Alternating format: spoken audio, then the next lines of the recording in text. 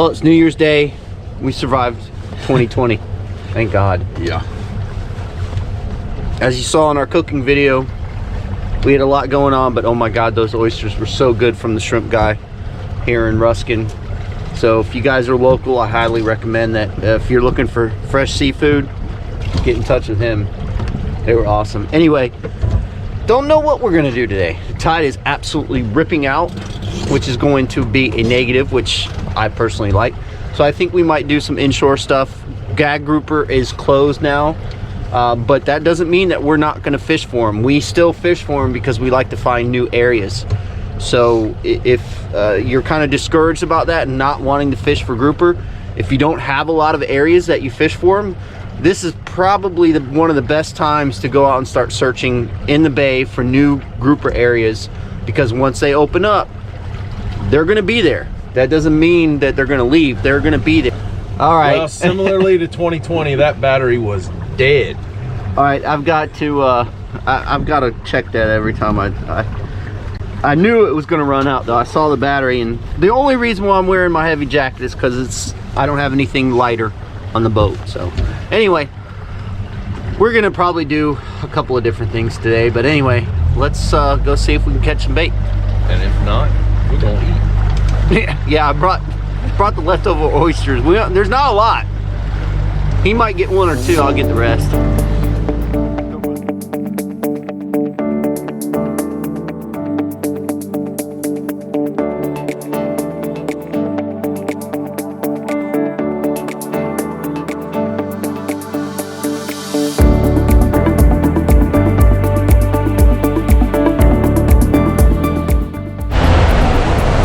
We just pulled up to the Skyway.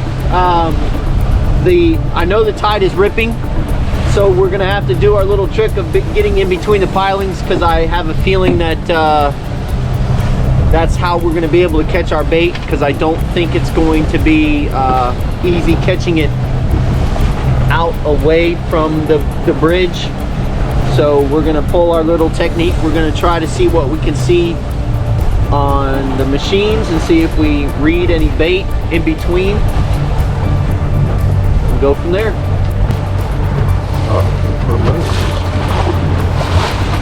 Huh? Weather station.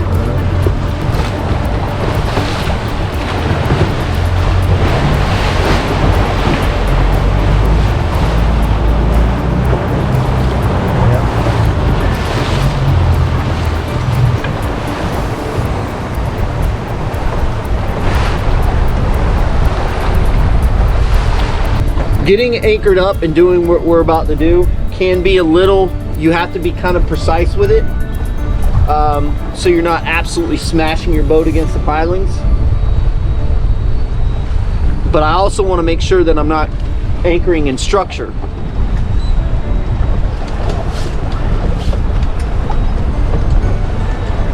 Because I don't want to get my anchor stuck.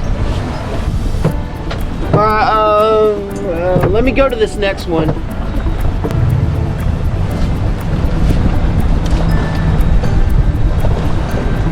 All right, go ahead and put it out here.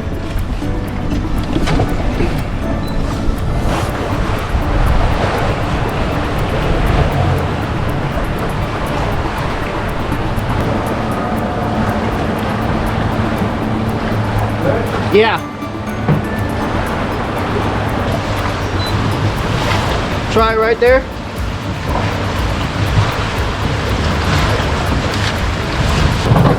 Typically what we do is we typically will have a buoy that we put out. Not that buoy, but we don't have them on the boat. But typically we have a big round buoy that we put out to protect the boat. A white buoy. This is our anchor retrieval system, which looks like it might work. It's not for the faint of heart, that is for sure.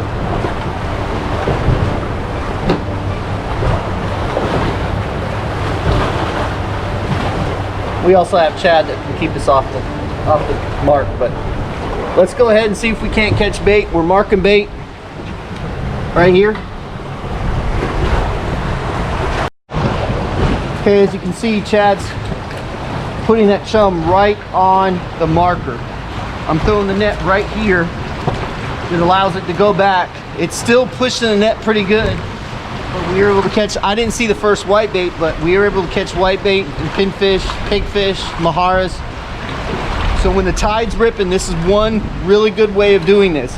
Now, saying that, I would never recommend trying to set up like this with your trolling motor, because as soon as you get underneath some concrete, that trolling motor could lose connection and it could take off on you. It could slam you into the bridge.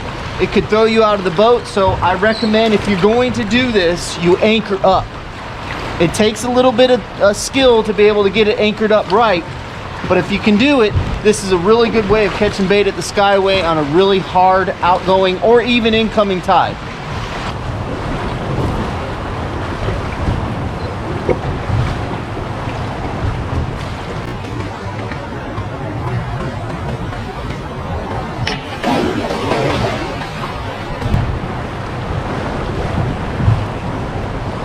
Probably a little bit far out than what I wanted. You're speaking redneck. Can't understand it.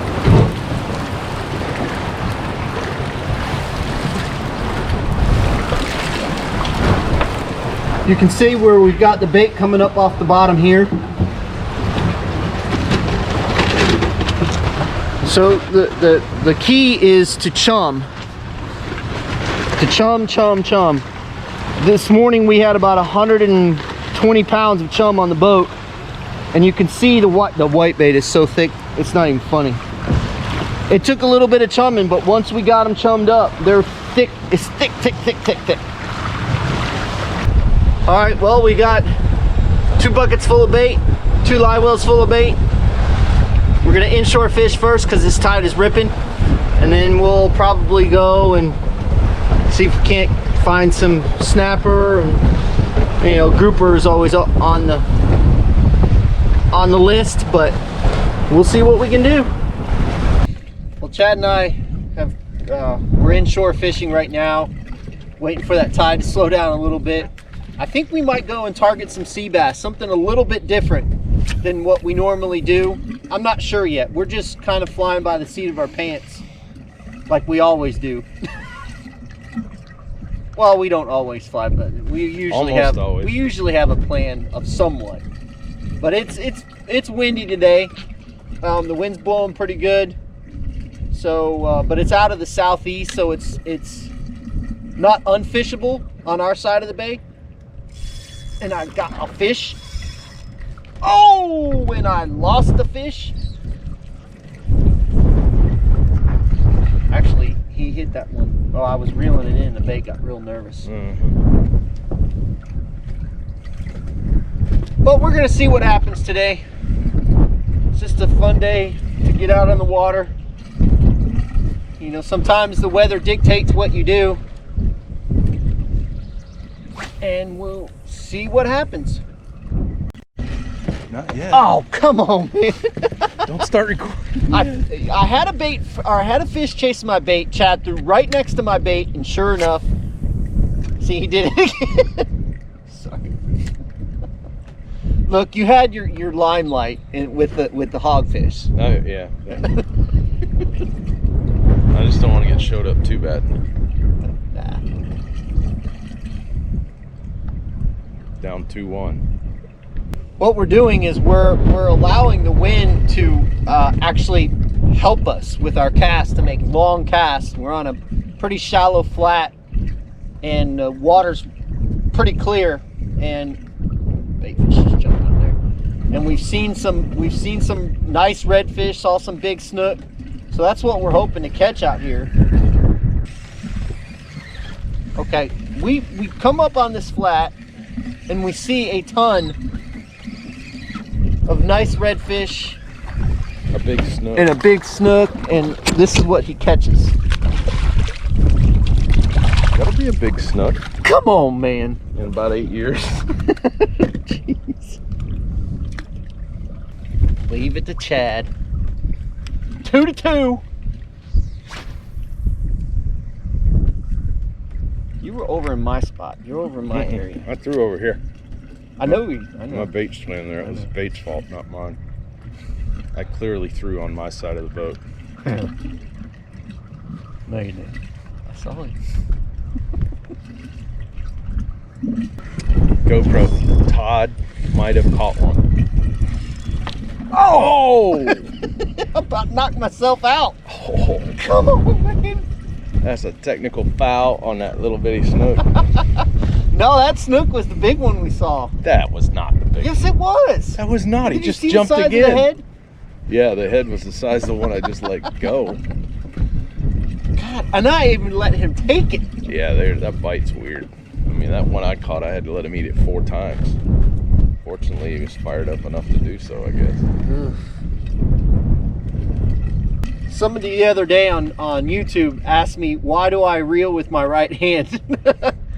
Well, I'm not left-handed, I can say that. I reel right-handed because it was my years of bass fishing when I was young. Whatever. I reel right-handed. It might be right-handed, but it's wrong fishing. No, it's not. You might Anyway. you might as well be fishing like No. I can understand the whole, if you're right-hand dominant, the right arm is stronger. I understand that, but it's the years of me. I can do both. Trust me, I can fish both ways. this. Yeah, and you look just as goofy No, I fishing don't. with the other side. No. But that's why I fish right-handed. My parents do the same thing. They're both right-handed, and they reel right-handed. My wife, she's left-handed, and she reels right-handed. There you have it. Another one. They're past that. Oh, They yeah, pushed I see, over. I see. Right there. Oh, and he misses another one. Holy crap-a-moly.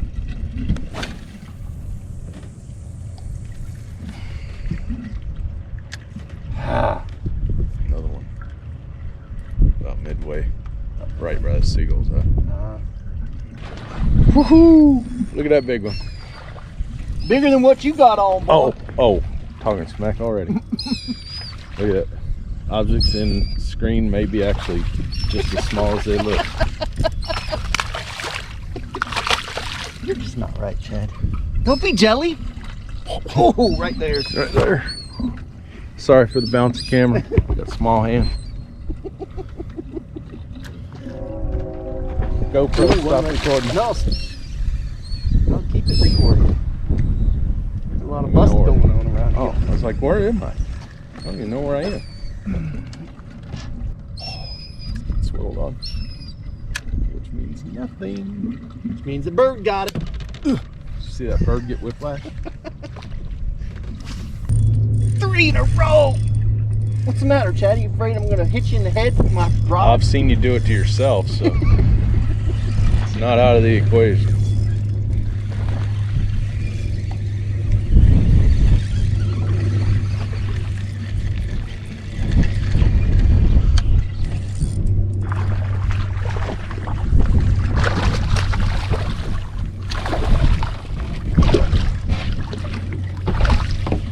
Catch those monster snook.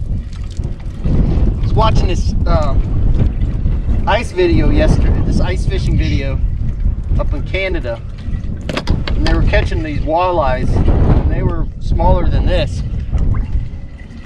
and I kind of felt bad for them because I mean they were using tiny rods, but still, I mean they put up a decent fight, but still it's just like, man, what we have here in Florida, I think sometimes we take it for granted, you know? Oh my God, he's got one. Did you hook it in the lips? In the nose? Yeah. As soon as he hooked it in the nose, he immediately threw it out there and boom, hooked up. Look at the size of that fish. Oh my God. Look at that thing. Holy camoli. Chad is on fire. All I had to do is change the way I hook them again. Uh-huh. That's all. Whoa! Incoming. Can I get another one? Come on, man. Why are you getting my hook all tangled up?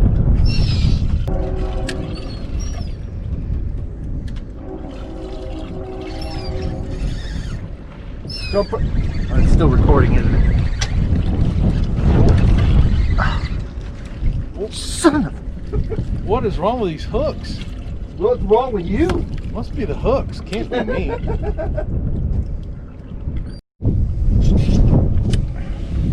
This is leftovers of last night's dinner. I told Chad we need to start doing this all the time. Here's some, man. I will. God, look at the size of that one. Look at the size of those. Yeah, you got something going on. Maybe a bird.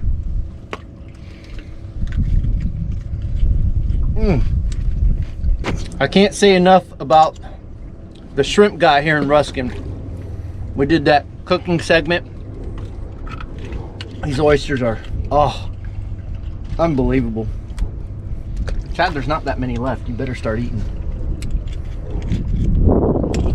I had 100 count last night, and I think I ate 30. No, I ate like 75. Ain't no way. Mm-hmm. I don't know who helped you, but I can't believe Marin, she didn't eat a dozen. Dude, I can put down some oysters. you don't eat nothing else. What we're just using inshore is I'm using a small 2/0 hook, that Tampa Bay fishing channel. You can buy on our website. $2 and I think it's $2.49 for 25. You can't beat that price, and they're good hooks. We use them all the time. They're on my Stewies. We use them for inshore. They're on the Stewies, so they work great. They're strong, and I'm just using a 20-pound fluorocarbon leader. And I'm just using, I use a loop knot. So what I do is I do an overhand knot just like that with a loop. Go through the tag end, then go through the loop, wrap it twice, once, twice, go back through the loop, tighten it down. I think the name of that loop is called a perfection loop. And then I just cut the tag in. Wherever I put this in, cut the tag in. I'm ready to go. Chad, don't talk with your mouth full.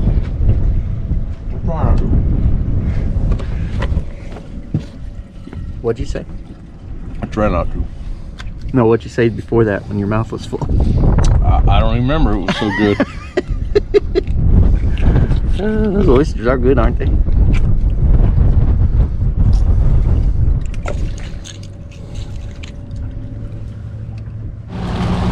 Well, folks, Chad and I got done doing some snook fishing, so I'm not sure what we're gonna go do now. We might go see if we can catch some sea bass, maybe some snapper. Just went on a manatee tour. Yeah, we just went on a manatee tour. Saw more manatees in this area than we've ever seen before. Well, we went from eating oysters to cherries.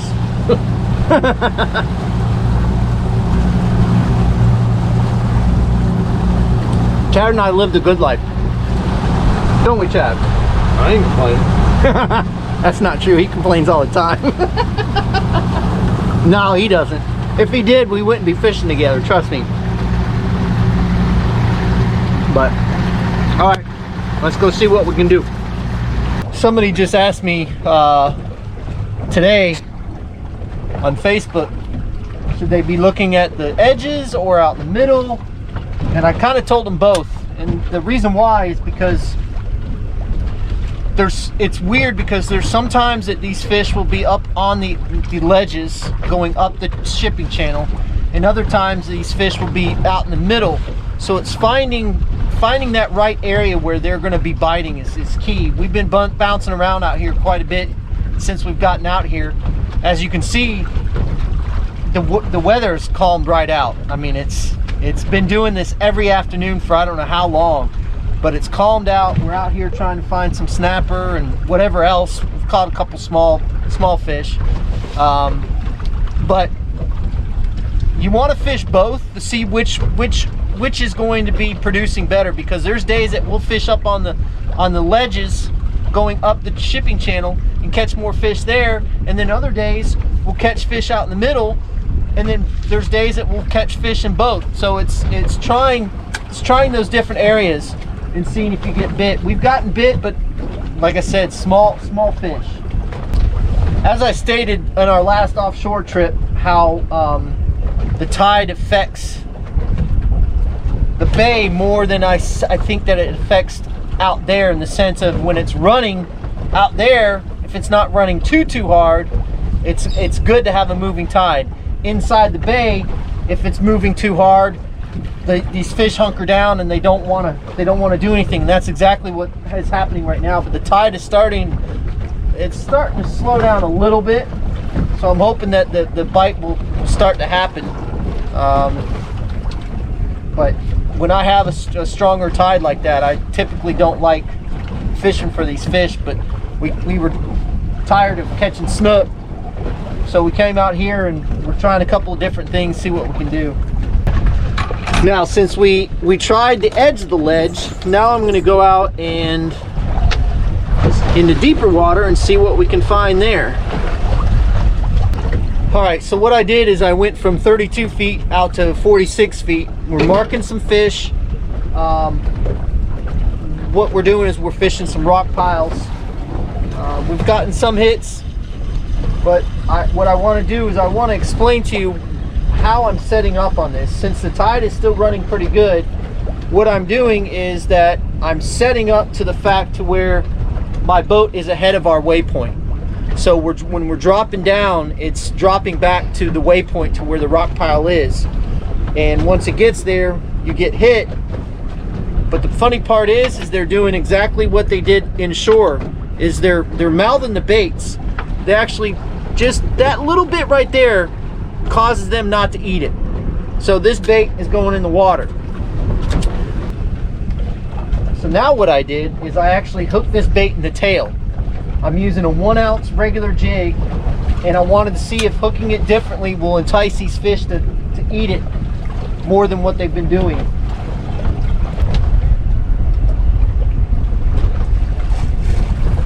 We both caught that fish, Chad. Nope, yours is dangling. Come on, man. Look at that. The pink Stewie is working in the bay.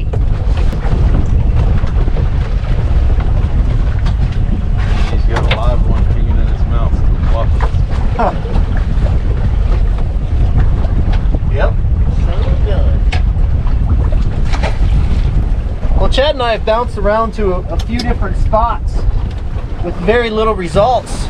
We went to 32 feet, 46 feet. Now we're sitting in 26 feet of water, 27 feet of water, and this is where we found the bite to be. But it's late in the afternoon, coming off a pretty bright moon, so I would expect these fish to eat later in the afternoon. Cool thing about this power pole charge system, we've been on this and it's been blowing and the tide has been coming the same way. We've been using the trolling motor all day long inshore. It was blowing so hard inshore that it was running on number 6 to keep us in place. So when we got out here, the tide and the wind are coming with each other. With this power pole charge system, it alerts you and lets you know when your batteries are getting low. So all you got to do is turn on your engine, rev it up, and it will start charging. And then when I start to go to another spot, it will charge the trolling motor batteries and the main battery as I travel. So that power pole charge system is going to be, like I said, a game changer for Chad and I, especially inside the bay. So when it gets real low, you just rev up your engine a little bit, it starts cranking amps to the trolling motor batteries, starts to charge them. So we should never run out of batteries again. Ooh, fish on, didn't even know it. Good fish. It is.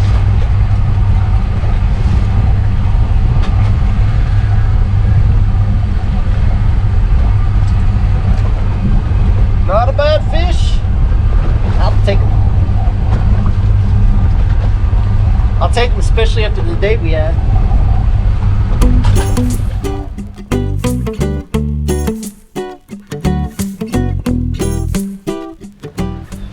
Well, folks, that was a fun day with Chad. We caught a lot of snook, caught some grouper.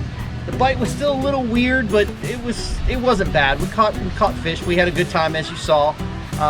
What I wanted to do is I wanted to remind everybody about our get-together on January 9th here at Hook's Bar and Grill in Ruskin. 3 p.m. If you have not RSVP, please RSVP on our website at tampabayfishingchannel.com or our Facebook events page. It just kind of lets us know how many people to expect and to tell hooks that this many people's coming and they can have enough food, beer, so on and so forth.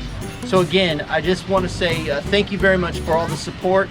I hope everybody had a good start to 2021. I know Chad and I did, so looking forward to it. Looking forward to seeing you. Fish more, catch more, and we'll see you on the flip side.